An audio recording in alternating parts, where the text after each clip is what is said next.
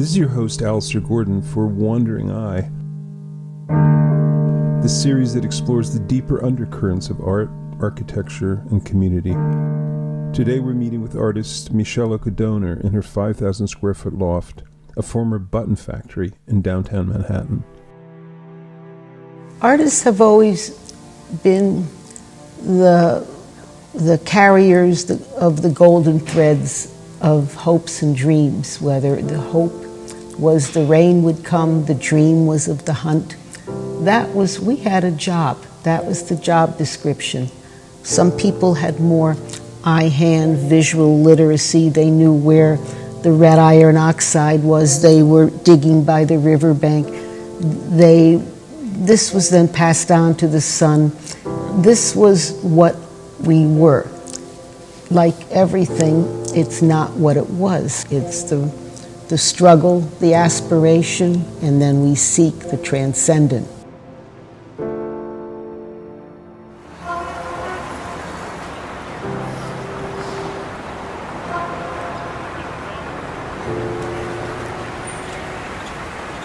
I moved here in 1981 to New York. What was this place like in 81?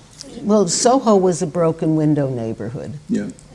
But it was really exciting, and it felt like I was back in graduate school. There were so many artists running around the streets, and that's all there was except for truckers. And the city was bankrupt, so it was kind of more interesting. It was a wonderful time. Yeah. Really, people would speak to each other on the street. Right. This made it easier. It's the fact that it was all open and I could connect my life and live as one and move around and not close the door and go to a studio where I'm making something. Instead, I'm living. It's all part of your life. Yeah. It's all part of life. But was it totally raw, or had another artist been in here? No, it was a button factory. It had been converted in 79. I saw it in 81. And then we bought it at the end of the year. But it was hard for anybody to imagine 5,000 square feet just open, how to live in it. Right. You know, it's a long time ago, 40 years ago. Right. We love it. It's a great space. The light was gorgeous. I get distracted because we have seagulls, not pigeons, but seagulls flying down Mercer Street, which I find, and they make their noise, their wonderful beach noise. Yeah. And I'll stop what I'm doing. And sometimes I see sparrows on the balcony and I go talk to them. It's very interesting how much life there is in the city. Yeah. Even in New York. Even in New York. It's everywhere. Life is everywhere. I mean, 82 is still a vibrant, exciting moment in downtown, minimalism, process art, conceptual art, so much stuff going on. Was that an immediate impact? I knew Donald Judd, and I showed at 420 West Broadway in 83, and immediately I felt at home. Was there anyone in particular that really grabbed your attention? No, I think I was curious about everything and everyone. Yeah. I did spend a day with Noguchi. I had a wonderful time. And we talked, worked. He showed me everything he ever did that didn't happen, like his moon project. He was in a very melancholy mood. They were going to do this, and then they didn't. And then the UN was going to, and it didn't. But I had a great time with him, but it taught me something, that not everything transpires. But there are some similarities with you and Noguchi, because he did furniture, he did art, he did sculpture, he did architecture, he did landscape. So I spent the first few years just putting my roots down, seeing what was here, and living a life in Soho. I was probably one of the few artists who had children. Michele leads me to the far end of her loft, past a labyrinth of prehistoric fossils, beehives, nests, shells, gnarly roots, and all kinds of other organic matter that serve as both her medium and her inspiration. She comes to a stop in front of a monumental 50 by 50 foot pen and ink drawing that resembles a giant honeycomb. So just tell me about this. I mean, it's huge. How tall is this? Like 30 feet or something? Well, this unrolls, as you can see. Yeah, it goes even further. And it's a huge sculpture that hangs in Doha. And the people in Doha, the Dawa sheiks who commissioned the work, they made their fortune in pearls. And they were pearl divers. So this is mother of pearl as it's seen under a microscope. If you see these lines, that the mollusk secretes along those lines, and then the light is trapped, and that makes the opalescence, is how the light is trapped on the pearl.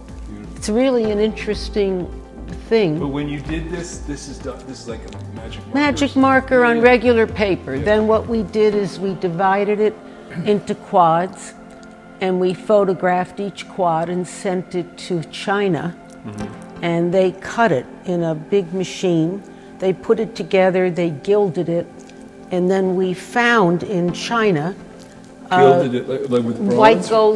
white gold leaf over the steel. Then over the steel. we found 10,000 flat water pearls from the river in China, and we lined the edges with pearls. That was a beautiful piece. But to think about the mollusk, that little creature, just secreting, laying down these lines, catching lunch maybe, and then doing another, going to bed, waking up in the morning, It's a process as he builds the pearl. Right. So. But the final product is on the floor, or on a Oh, wall? it's hanging. It's hanging. Yeah. And it's really quite beautiful. So it's a domed. It comes down. Now Michele turns to a pair of cast concrete panels. They're about 4 feet high by 2 feet wide, that have been imprinted somehow with palm fronds and other forms of tropical vegetation. Is this concrete or plaster of some Yes, sort? that's a sample of concrete with cycads. Right. 2 samples here. This one has, these are zamia, and those are cycads. Can you explain the process in this? So you lay out wet concrete in Yes. a frame, and then you just take the living. Yes, and press it and let it slowly cure. And do you pull them out before it cures? You pull it out. So I was thinking, why couldn't the buildings have more beauty? Right. But, I haven't yet found the right place for it, the sidewalk or the building. So there's no transition for you between, you could do a tiny little piece of jewelry that's, let's say, a ring or something like that, silver, copper, the bracelet, and yet you can also just take the same notion and go to a very large-scale architectural piece or a landscape intervention. I have. I mean, I've Miami seen some Airport huge is ones, over a mile. And that cave you did it. And out into Doral. Doral, Yes, and this is the big piece Yeah. of. I mean, talk about scale. Here you go Yes. from a piece of jewelry to this vast kind of cave-like landscape element, which is what? Just part of a park in Doral. Yeah. But Leila Vignelli was the one who said at the Polytech in Milan, where she went, Massimo went, Paolo Antonelli went, they all went. She said they taught them to do everything from a spoon to a building. Right. And basically that was my education also. Yeah. Michele now leads me to an alcove on the other side of the loft that contains a collection of her earliest ceramic works, mixed in with bones, shells, and all kinds of bird skulls. So this is really early work, as I recall.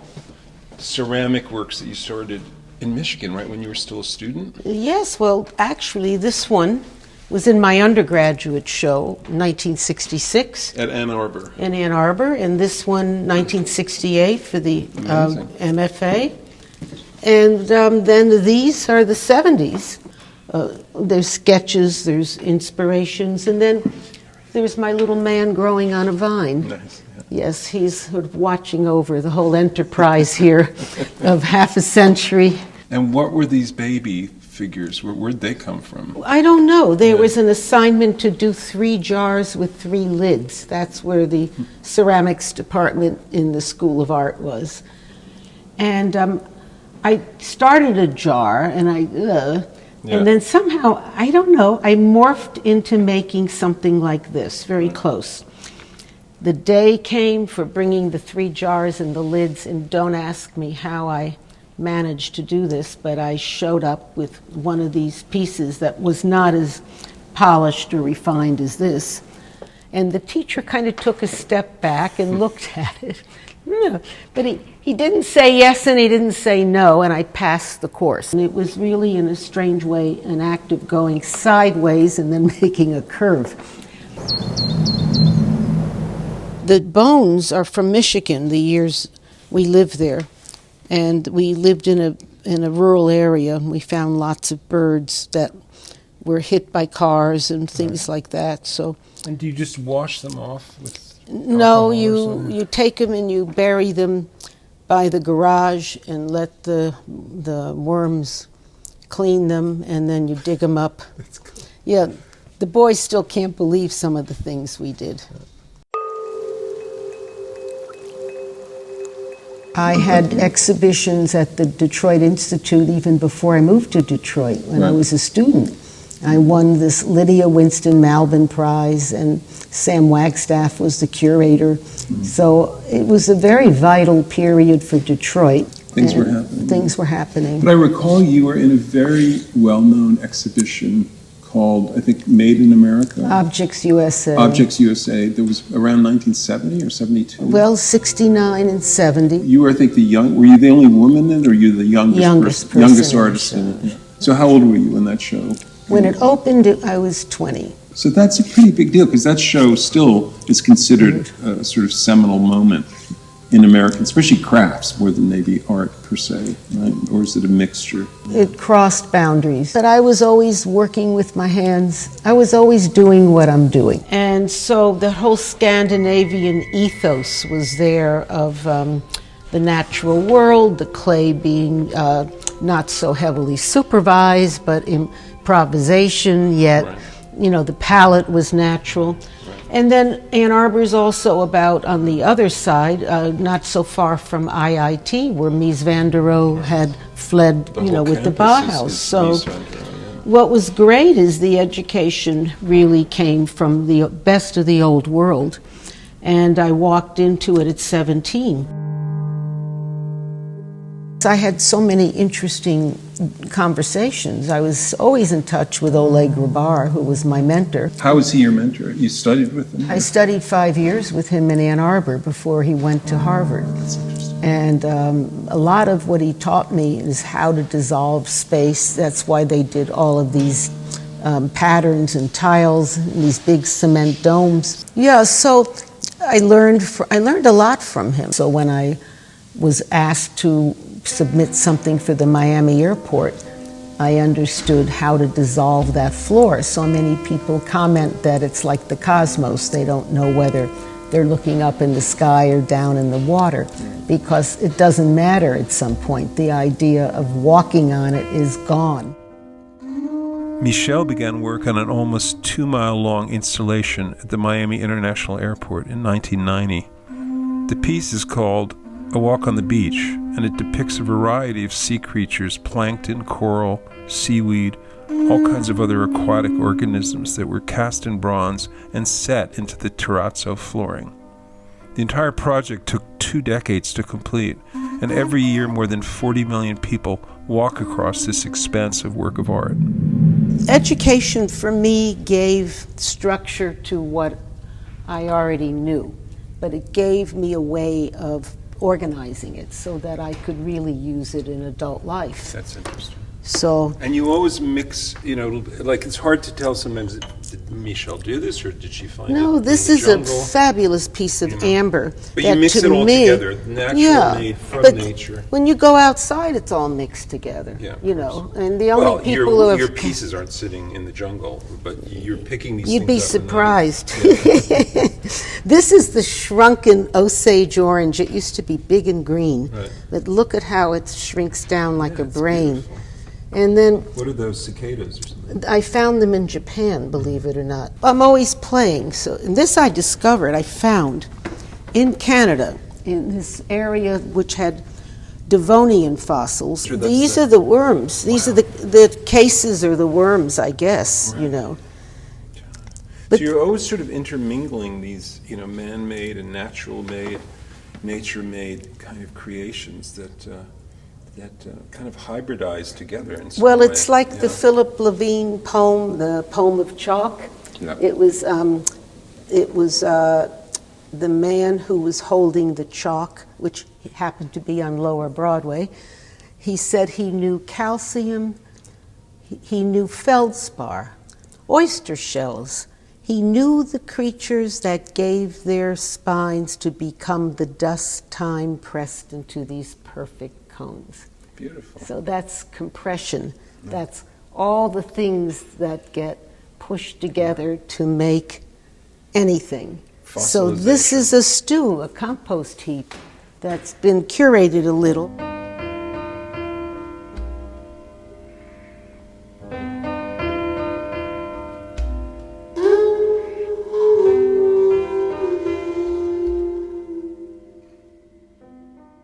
So I love your whole backstory of growing up as a child on the beaches of Miami. Your father was the mayor of Miami Beach. You were very much part of that culture and that world. Things have a cycle, just like our lives have a cycle. So Miami, the city, is sort of stuck in adolescence. Yeah, that's and a good way to put it. Might not have the opportunity to ripen. Tell me a little bit about that incredible substructure that sort of informs everything. Because I think a lot of people, Northerners or Europeans come to South Florida, and they're bringing another landscape. They're bringing either a northern landscape or they're bringing a fantasy landscape. But in fact, it's this, to understand the Everglades and to understand the swamp-like nature of that environment, it's very subtle, and it's very, like Marjorie Taylor Douglas, the river of grass. The river of grass. So is basically, it's what she calls sheet water, right? That just is running down from the north to the south. A flow. Miami Beach is really a barrier island. It is a sandbar. It doesn't have much to hold it. No, it's barely there. Biscayne Bay between Miami and Miami Beach has lost over 20 miles of seagrass in the past decade. Dramatic die-off, only worsening. And the bay is dying.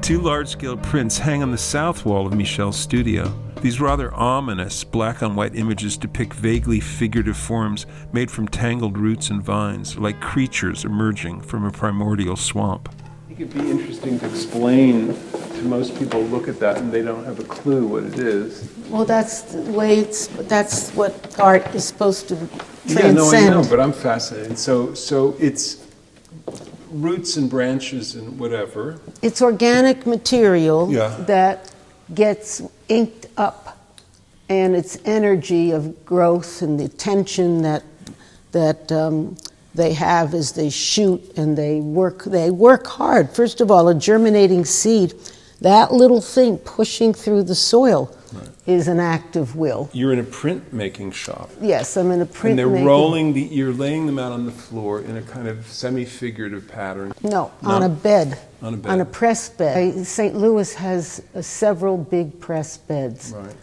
And they had somebody there who expanded the press at Washington University to ink it up. But if you have a roller to ink it, you can't have roller marks. So think about how that...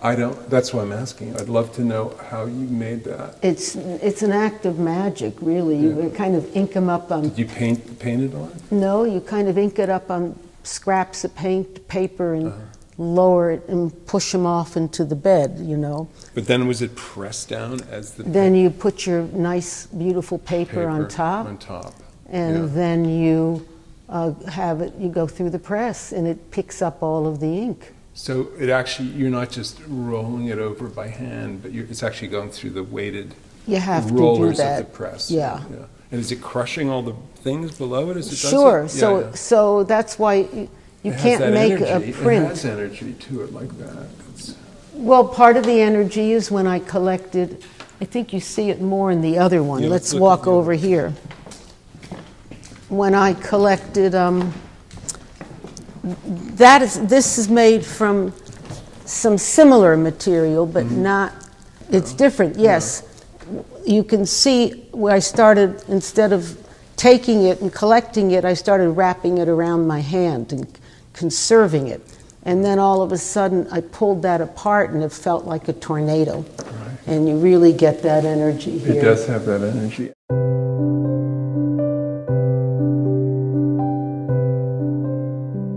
An iron meteorite fell February 12, 1947, on the Sikhote-Alon Mountains in southern Russia. It was originally part of the metallic core of a celestial body dated 4 billion years old. Using the radiometric dating process, the final impact emitted a booming explosion that was felt for 200 miles. So what I'm doing is taking the objects here and building stories. Michele tells me about this giant banyan tree that grew near her childhood home on Miami Beach. She played in the acre-wide tree as a young girl, and it became her secret hiding place. Over the years, the artist has made many return visits to the majestic tree as it continues to provide an almost mystical source of inspiration in both her work and her life. When you think of home, or when you dream of home, in Michele's dreams, where is it? What is it? What does it look like? It's under my tree. It's my tree. We don't speak really English or language till we're 2. What do you think goes on? What goes on is what you see and what you smell and what you observe. Especially when we were young, there was no television. There was, you lived with nature. There's no air conditioning. The windows were open. Just the other night, I was thinking about how when we had heavy rains, I could lie in bed and listen to the frogs. I haven't heard frogs in a long time in Miami. The tree, we would climb it and we would be above the earth, and it was a feeling of going into your own space. Do you lie there at the bottom? No, I crunch leaves under my feet.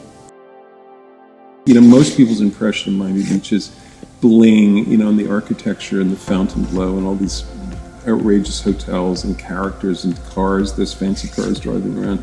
And I'm looking at all that, but you're taking me from tree to tree. Pine Tree Drive. Pine Tree Drive. And I'd never seen it that way, and it was wonderful to see that you were seeing a completely different city. You were seeing the natural city and not the man-made. Yeah. That's what I still do. I set out and walk. It's really wonderful. It's also heartbreaking because I can smell sewage. When you first showed me around Miami and were showing me all your favorite trees and restaurants and bushes and shells and everything, you quoted a beautiful poem by Wallace Stevens. Do you remember that? Because I think to me that was really the key of your connection to that landscape, right? Well, it's partially from Nomad Exquisite. He says, as the immense dew of Florida brings forth the big fin palm and green vine angering for life, so in me comes flinging forms, flames, and flakes of flames. Flakes of flames is great. It is great. I love that.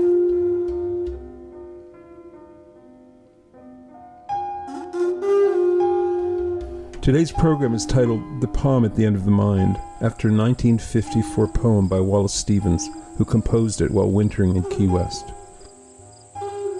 The video was edited by Michael English, and music was specially composed by William Cepeda for conch shells, Caribbean tritons, and other natural wind instruments. Our thanks go to Michele Oka Doner and Fred Doner for kindly inviting us into their studio and home. We also thank Yvonne English, Vera Graff, and Barbara DeVries. I'm your host, Alastair Gordon, for Wandering Eye, the series that explores the poetic undercurrents of art, architecture, and community. Thank you for listening.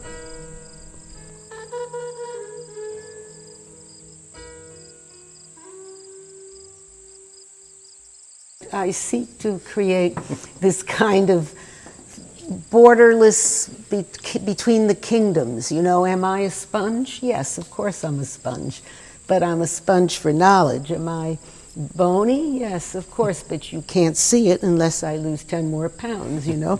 It's all there. What was of interest was the magic and the fascination, the magic of the moment, the fascination of materials, capturing it, transforming it. You know, I was a curious girl.